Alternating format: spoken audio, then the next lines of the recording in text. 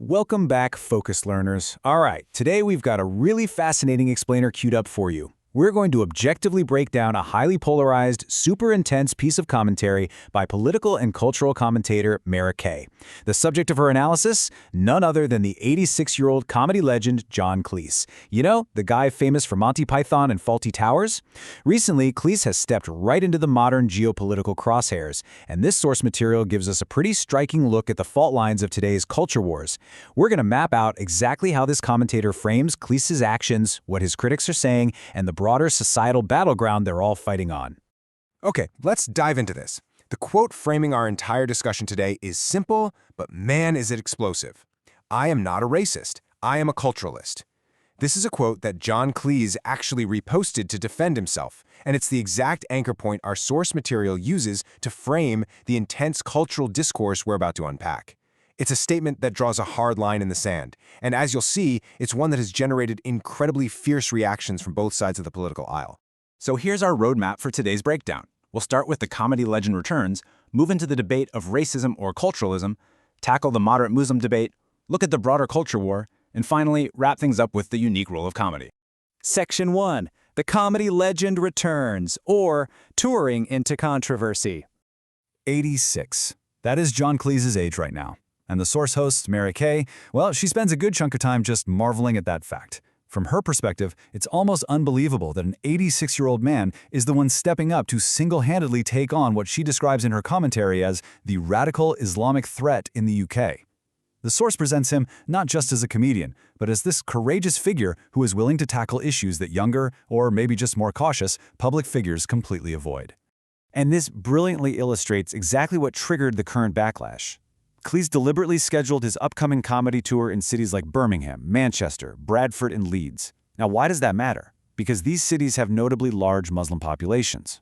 According to the source, Islamic media outlets in the UK, like Five Pillars, are reacting with absolute outrage to this tour schedule, basically viewing it as a deliberate provocation by a comedian who is already well known for his really sharp cultural critiques. Moving on to Section 2. Racism or culturalism, the battle of labels. Because Cleese is speaking out so bluntly, public opinion on him has just completely fractured. His critics, which include Islamic media outlets and commentators like Mehdi Hasan, use some pretty severe terms, calling him a prominent Islamophobe or a racist, unhinged ignoramus. They view his rhetoric as dangerous and fundamentally bigoted. On the flip side, the source host fiercely defends him, countering those attacks by calling him an absolute legend who is just being purely logical and fully embracing that term culturalist. So what exactly does culturalist mean in this context? Well, the source highlights a quote from politician Rupert Lowe, which Cleese shared to define his own stance. Being a culturalist, according to this defense, means believing some cultures are inherently better than others, based purely on their practices. The source points out that Cleese specifically prefers cultures that do not advocate extreme physical violence, citing practices like stoning, wife-beating, or beheadings. The source uses this definition to argue that Cleese's critiques are rooted entirely in a preference for human rights and societal norms, rather than, any sort of racial prejudice. All right, Section 3, the moderate Muslim debate, the question of silence. So the crucial point the source really zeroes in on is this challenging question right here. Where are the 1.8 billion moderates denouncing radicalism? According to our source, John Cleese posted this challenge on X. He acknowledged that, of course, not all Muslims are radicals, but he questioned why the vast majority of moderate Muslims are seemingly silent rather than vocally denouncing the radical elements within their own faith. The host of our source heavily praises this question, framing it not as hateful, but as pure logic that critics simply cannot answer. And how did the critics respond to that logic? Well, according to the source commentator, they kind of don't. The source impartially reports Meira K's claim that modern society is simply too feeble to handle Cleese's points. She asserts that his critics lack the mental nuance to comprehend these complex cultural arguments, which is why their only recourse is to just shut down the conversation by hurling accusations of Islamophobia and racism. Which brings us to Section 4, the broader culture war, beyond one issue. The source goes to great lengths to show that Cleese's comments aren't happening in a vacuum. They're part of a multi-front ideological battle. For instance, looking at the transgender debate, the source notes he actively defends J.K. Rowling and sides with biologists regarding male sporting advantages over women.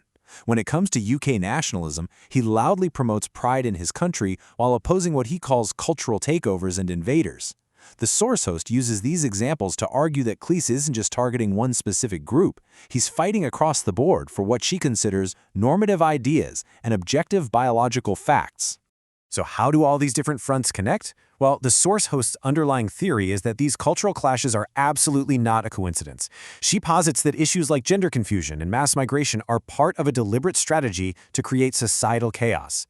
She actually compares this tactic to Mao's Little Red Book or historical Russian strategies of subversion. The theory presented here is that if you can confuse a population about fundamental realities like gender, culture, and borders, you can execute an ideological takeover without ever having to start a traditional physical war. Finally, Section 5. The unique role of comedy, the front lines of discourse. Now, what's really interesting about this is Cleese's take on the mechanics of a joke. If there's a cultural war happening, the source has a specific thesis on who fights it best. The source recounts a story Cleese tells about comedy targets. He points out that society happily accepts jokes about the French, Australians, Mexicans, or Swedes. But he argues that Muslims have become an unacceptable target. And crucially, Cleese states this isn't out of respect, it's out of fear. He argues that comedians hold back on this specific topic because jokes about this group carry genuine threats of being violently killed. But despite those genuine threats, the source champions comedians as the ultimate defenders of free speech.